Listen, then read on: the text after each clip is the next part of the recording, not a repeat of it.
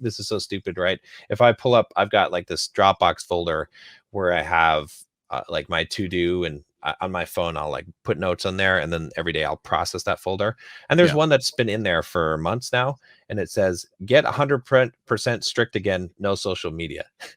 I never delete it because I want that as a reminder every day. And I want to get back to when I was super strict and, just do my Pomodoros for the day. And, but gosh, it's so hard now to break that Yeah. cycle once I've gotten into that cycle. Yeah. Yeah. It's a big challenge for a lot of people. I think the big thing to understand with what I call this dopamine detoxing, and you got to understand that like it takes energy. You only got so much willpower, and willpower is what I define as your capacity to override your immediate emotional impulses. So that's a finite supply. But if you do it in a focused manner, then you can actually make it so that, the habit shifts and it no longer takes willpower to do. So like once you've internalized the new way of doing things, then you're good. You can move your willpower to something else. So the Right. key is really, you want to be focused and you want to be very specific about what you're doing. And my recommendation is always start by removing the most damaging thing first and figure out exactly what that looks like. So if you're quitting porn, it's pretty straightforward. There's a pretty established protocol called like, a porn reboot. You can check out my channel about it. It's like, focus on hitting 90 days, no porn, no masturbation, no sex in general. It's like a hard reset of your brain. You do that. Afterwards, it's going to be, pretty easy for you to maintain, and you can use that willpower for other things.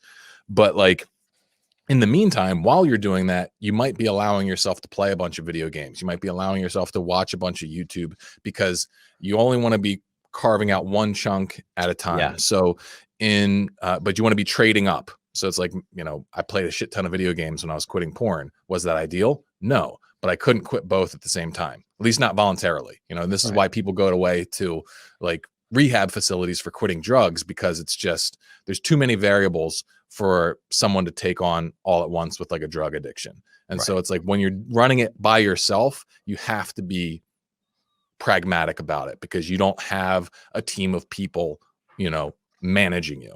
So, if you're going to try and like cut out social media, then the first thing I would ask you is like, all right, like all social media completely, or is there going to be a time for it? Or what is like, how does it actually fit into your life, if at all?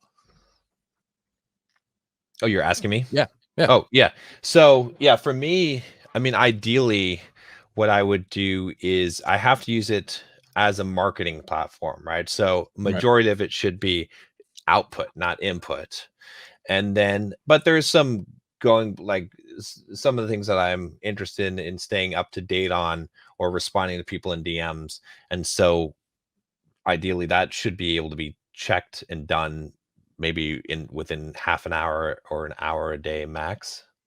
That would be Yeah. to keep doing So that. I would say in your situation, what you would want to do, maybe try is put all your social media inside of like a set Pomodoro. And like, Okay, yeah. be like, if you want to if that's what you want to get to is these focused work blocks, then that's another great book is Deep Work. Yeah, Is a really good one.